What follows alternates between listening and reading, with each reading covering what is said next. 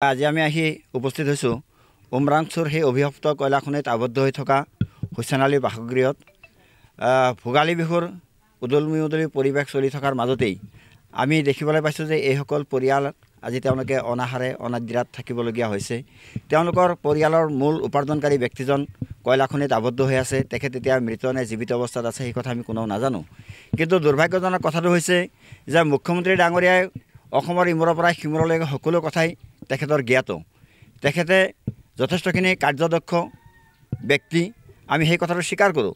কিন্তু সংখ্যালঘু অধ্যুষিত অঞ্চলত যেতিয়াই নেকি এটা অঘটন ঘটে, মুখ্যমন্ত্ৰীয়ে যদি তেওঁৰ নিগেটিভ চেঞ্চত থাকে তেতিয়া তেওঁ সেই কথাটো পটককৈ তেওঁ কেছ কৰে, আৰু যদি তেওঁ কোনো ধৰণৰ পজিটিভ কথা আহে তেতিয়া কিন্তু মুখ্যমন্ত্ৰীৰ ক্ষেত্ৰত এই বস্তুটো দৃষ্টিগোচৰ নহয়। এইটো এটা দুৰ্ভাগ্যজনক কথা।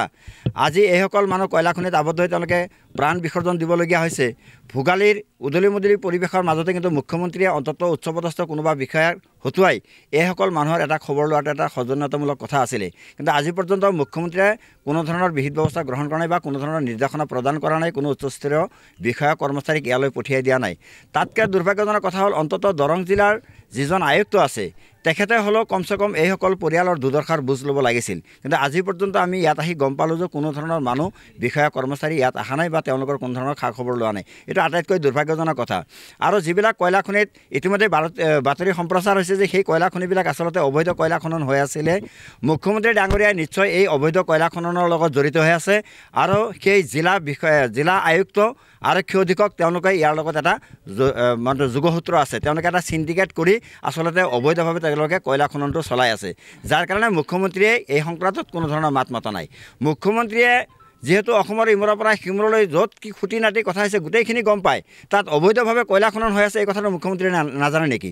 যদি মুখ্যমন্ত্ৰীয়ে নাজানে, তেওঁৰ জিলা উপায়ুক্ত আৰক্ষী অধীক্ষক তেওঁলোকে কি কৰিছিল? তেওঁলোকে এই কথাখিনি কিয় মুখ্যমন্ত্ৰীক তেওঁলোকে অৱগত কৰা নাই যে তাত অবৈধভাৱে কয়লা খনন হৈ আছে? এই অবৈধ কয়লা খননবিলাক আচলতে বিজ্ঞানসন্মত নোহোৱাৰ কাৰণেই আচলতে তাত এনেকুৱাকৈ মানুহৰ মৃত্যু হ'বলগীয়া হৈছে। এইসকল মানুহৰ জীৱনৰ মূল্য আছে। মুখ্যমন্ত্ৰীক আমি আহ্বান জনাইছোঁ যে এইসকল মানুহৰ অন্ততঃ ক্ষতিপূৰণৰ কাৰণে যাতে এইসকল পৰিয়ালক 15 লাখকৈ টকা যাতে এককালীন সাহায্য দিয়ে, আৰু যিসকল মানুহ কয়লা খনিত আবদ্ধ হৈ আছে তেওঁলোকক অতি শীঘ্ৰে মৃত ঘোষণা কৰিব লাগে। কাৰণ এই নাটকবাজি কৰি লাভ নাই। আজি 9 দিন হৈ গ'ল তেওঁলোকক উদ্ধাৰ কৰিব পৰা নাই বা উদ্ধাৰ কৰাৰ কোনো ধৰণৰ সম্ভাৱনাও নাই। গতিকে এইসকলক মানুহক লৈ খেল খেলাতকৈ এইসকল মানুহক মৃত বুলি অসম চৰকাৰে ঘোষণা কৰি তেওঁলোকৰ নিকটাত্মীয়লৈ 15 লাখকৈ টকা আৰ্থিক সাহায্য দিয়াৰ কাৰণে আমি দাবী উত্থাপন কৰিছোঁ। আৰু চাওক, এটা কথা মুখ্যমন্ত্ৰী ডাঙৰীয়াই সঘনাই এটা কথা কৈ থাকে যে এইসকল মানুহ মানে বিশেষ মানুহ বা কিবা তেওঁলোকে তেওঁৰ মুখত যি আহে তো তেনেকুৱা ধৰণে এইসকল মানুহক সম্বোধন কৰা আমি দেখিবলৈ পাওঁ।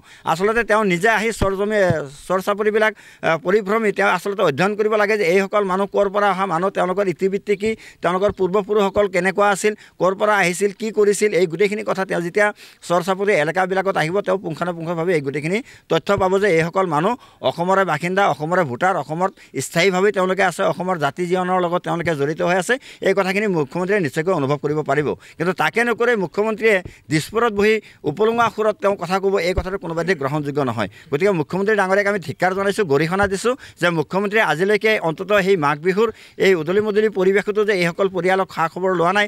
আজি তেখেতে বিভিন্ন হেৰিৰ পৰা তেওঁ মাছ গ্ৰহণ কৰিছে, তেওঁ শাক পাচলি গ্ৰহণ কৰিছে, এইবিলাক কৰি আছে। কিন্তু এইসকল মানুহ যে নোখোৱাকৈ তেওঁলোকে অনাহাৰে অনিদ্ৰাই যে তেওঁলোকে দিন অতিবাহিত কৰি আছে, এই পৰিয়ালসকলৰ খবৰ কিয় মুখ্যমন্ত্ৰীয়ে লোৱা নাই? মুখ্যমন্ত্ৰীৰ নৈতিক দায়িত্ব নাই নেকি? তেওঁৰ যিহেতু তেওঁৰ দেশৰ নাগৰিক, তেওঁৰ ৰাজ্যৰ নাগৰিক, তেওঁৰ ৰাজ্যৰ ভোটাৰ, এইসকল মানুহৰ খা খবৰ লোৱাৰ দায়িত্ব মুখ্যমন্ত্ৰী নাই নেকি? আজি পৰ্যন্ত মুখ্যমন্ত্ৰীয়ে কিয় উচ্চস্তৰীয় বিষয়াক নিৰ্দেশ দি এই পৰিয়ালকেইটাৰ কাষলৈ কিয় পঠিয়াই দিব নোৱাৰিলে? আচলতে মুখ্যমন্ত্ৰীৰ সদিচ্ছাৰ অভাৱ দেখা গৈছে।